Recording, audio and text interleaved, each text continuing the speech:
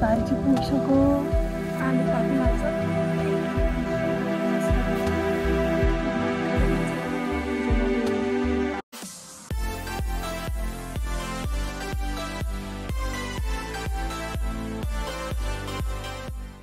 Good morning तपाईहरुलाई स्वागत छ मेरो न्यू डे न्यू ब्लगमा म चाहिँ धेरै दिनपछि आज ब्लग बनाएको कति दिन हो 8-9 दिन भएछ बिराम भएर सुतेको अनि आजदेखि चाहिँ मैले ब्लग स्टार्ट गरेको धेरै दिनसम्म ब्लग बनाउँदा त बिर्सिनै रहेछ ब्लग लाउने म त अल्छी लागेर अनि के भन्छ त्यसै पनि अब ज्वरो मार्कीले त्यो हावा धेरै चिसो भएर चाहिँ हावाले कति आनो कति धेरै हावा चलेको अनि धेरै चिसो भएर कति बिराम भए अनि तो अहिले चाहिँ अलिक ठिक भएको छ फेरि घाम लागेको छ त्यस्तै जिउै अलस भएर अनि कति दिन 7 दिनसम्म सुत्यो म बिराम भएर अनि बल्ल बल्ल चाहिँ ठिक भयो म खाना सब्जी गर्दैछु म के गर्छु भनेर चाहिँ म हजुरहरूलाई पनि देखाउने छु मेरो भिडियो हेर्दै गर्नु होला मैले गरिसके अघि नै खाना पनि खाएँ अब जङ्गल जानु पर्यो दाउरा लिनु आमा चाहिँ अहिले जानु हो म चाहिँ अब गम्बुट लाउँछु अनि त्यहाँदेखि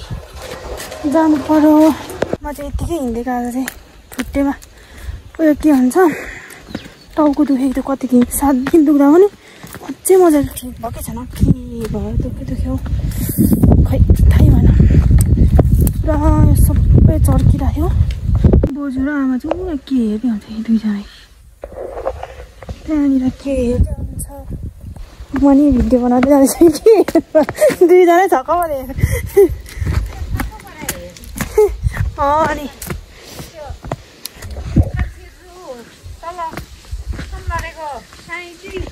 कता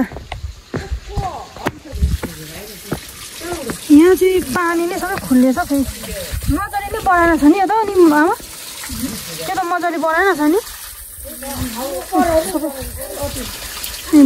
पानी नै पानी छ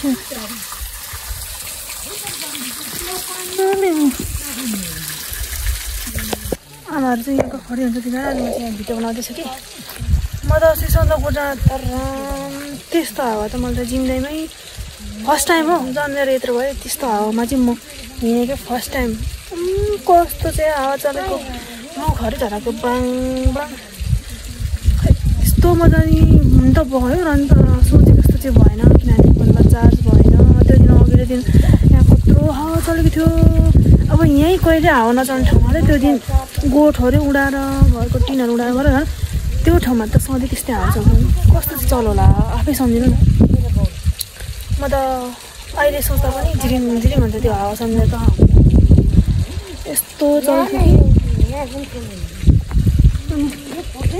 आज त फेरि मौसम यस्तो खुलेको छ के भन्नु छैन सबै देखिरहेको छ हामी तर बाँसदेखिको उतै जाने ए यहाँ बोजूहरूको चिया पोलाउनु थालेको छ यस्तो राम्रो मुना अनि यता तलतिर नि यतातिर पनि पोलाउनु थालेछ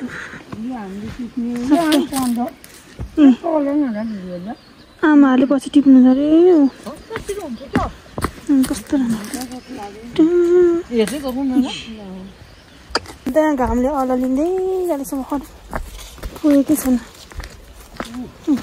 बिस्तारै यतातिर पनि छ बोजूको चाहिँ यता नि बनाएछ यहाँ तल पनि छ यता पनि छ यति सबै टिपी बनाउनु लागेको छ साह्रै गऱ्यौँ भएर हामी एकछिन बिसाएको यहाँ मेरो चाहिँ डोको यहाँ आमा त्यहाँ बोजू यहाँ हावा चाहिँ लाग्छ सेर अनि एकछिन बिसाएको म पनि चियाको मुना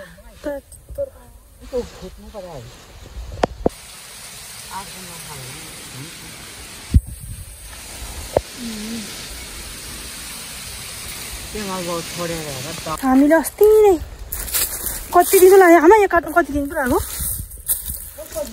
निकै दिन लगाएर यत्रो काटेको यहाँदेखि चाहिँ यति सट्टै हो अनि यो पनि अनि उता पनि छ यहाँ उता पनि छ अनि यहाँ तलतिर यति सबै काटेको हरियो काटेको अर्को सालको लागि काटेको हामीले यो चाहिँ आज चाहिँ सुकेको काट्नु माथि जाने माथि ढुङ्गा हटामा यहाँ जाने अनि काट्ने एक बारी आमा चाहिँ तब काठको दाउरा ल्याउँछ अरे काठको घाम धेर लागेर ल मलाई त कस्तो अल्छी लाग्यो काट्नु पनि अब यो सुकेको दाउरा काट्नु पऱ्यो म चाहिँ एक बारी आमा चाहिँ उताबाट जानुभयो काठको लिनु हे अब यो घाममा कसरी काट्नु होला नि भगवान् यहाँबाट छर्लङ्गै देख्दछ यत्रो काटेको हामीले यति त्यो पर कति थाङ्रा लाउने त्यो डरडरे चाहिँ अनि यहाँ चाहिँ यति थुप्रो चाहिँ अस्ति म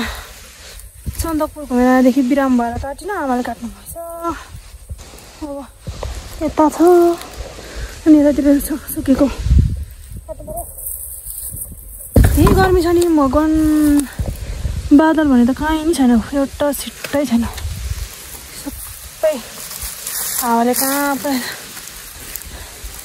अब एकैचोटि भारी पुऱ्याएर मात्रै भेटौँ मेरो भारी चाहिँ पुगिसक्यो अब मन जाने आमाहरू अघि गइसक्नु तपाईँ डाँडामा पुग्छौँ मलाई आमाहरू म पनि जान्छु कति बिसाउनु ठाउँमा गएर भेटौँ बल्ल बिसाउनु ठाउँमा आइपुगेँ आमाहरू जाने आइपुग्यो बल्ल बल्ल ए फेरि भ्याकुले खन्नु थालेछ बोजू निकै मिसाउनु हुन्छ अरे यहाँ ल ल अब चिया खाने गर्नुभयो एउटा फ्रुटी खाइदिनु पर्यो फ्रुटी के को हो यो चाहिँ म्याङ्गोको होला हो कि ओरेन्ज म्याङ्गो रहेछ अब खाइदिनु पर्यो यो चाहिँ खाजा पकाएँ आलु बसाइसकेँ अब म चाहिँ एकछिन बाहिर के गरेर आउँछु त्यतिखेरसम्म त पाकिहाल्छ अनि मात्रै खाने भर्खर बसाएको कति मिनट मन भएको छैन 2 मिनट चाहिँ भयो कि 2 मिनट जति आलु पाक्नु लाग्छ ए अलिक माथिको अलिक मजाले पाकेर नमर्यो आगोले पोलेर एकछिन छोडिदिनु पर्यो पाक्दैछ अचार चाहिँ म लसुनको पात र पुदिना पिस्नु पर्यो पुदिना र लसुनको पात एकदम अर्ग्यानिक अचार लसुनको पात यो चाहिँ पुदिना यतातिर छ सबै टिप्नु पर्यो खाजा पनि पाइसक्यो अचार मैले बनाइसकेँ अचार पनि अब खान्छु आलु अनि आलु अचार खानु पर्यो यो चाहिँ यही बोलबाटै झिक्दै खानु पर्यो त्यसै पनि मेरो आवाज सानो त्यही माथि यहाँ जेसिबीले खन्दैछ बोलेकै बुझ्दैन मलाई चिच्याएर पनि आउँदैन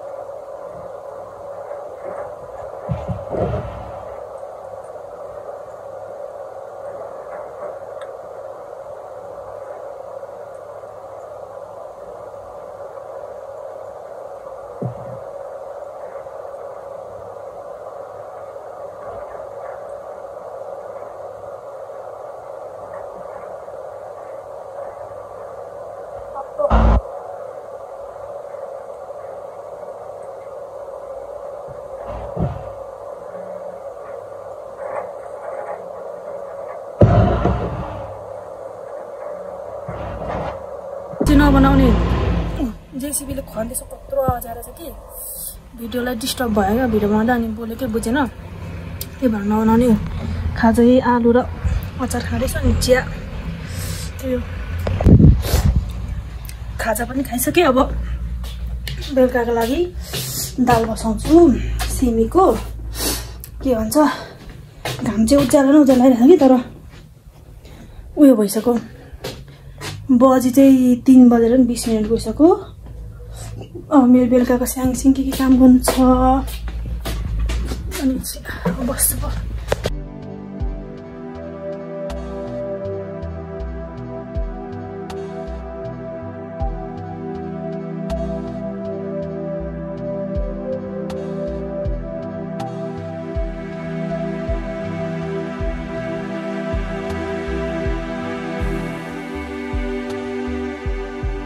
स्याङछिङ पनि सबै सकिहालेँ। अब बेलुकाको खाना सब्जी सुरु गर्नु पर्यो। म चाहिँ अलि दाउरा हुन्छु कङ्गा। दिनभरि त घाम लाग्यो त अहिले त इस पानी पर्नु र यस्तो अब पानी पर्छ त। पहिला चाहिँ यो दाउरा यहाँनिर हार लाग्छ कि यहाँको त यस्तै यहाँनिर लगाइदिनु पर्यो। मलाई यता दाल पो डढ्यो क्या हो, दाल डढेको जस्तै बनाउँदैछ। ओहो होइन रहेछ हौ डढेको त। कोही बेला त बाहिर के काम गर्न आउँछु कि दाल बसाएर अनि अलिअलि त डढिसकेको हुन्छ नि। आज धन्न डढेन छ। म चाहिँ खाना सब्जी रेडी गर्दैछु। आलु र गुन्द्रुक पकाउनलाई एकछिनमा पकाइसकेर भिडियो बनाउँछु। अलिक बिजी हुन्छ म त्यही भएर। जहाँबाट मलाई गुन्द्रुक र आलु सब्जी पकाएँ, भात पकाएँ। बाउले चाहिँ मासु ल्याउनु छ भैँसीको, म तपाईँलाई देखाउँछु। यहाँ बाउले मासु काटिन्छ, राँगाको मासु। हामी चाहिँ खाँदैनौँ है, बाउ मात्रै खान्छ। हामी दुईजना चाहिँ यता सब्जी पाक्दैछ।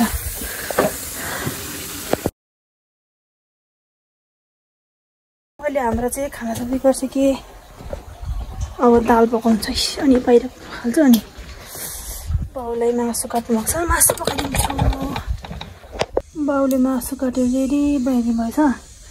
बाउलाई मात्रै हो, हामी मासु खाँदैनौँ आमा र म चाहिँ।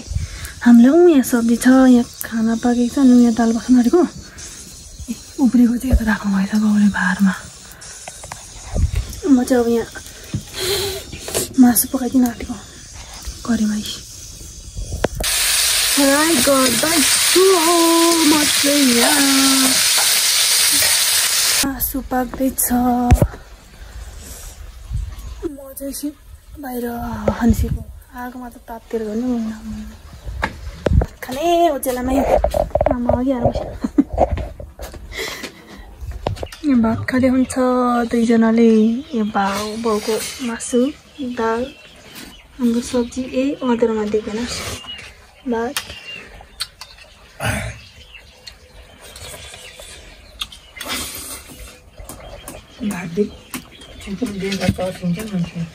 पर्सिँदैन हौ, यति त खानु पाएन होइन भयो।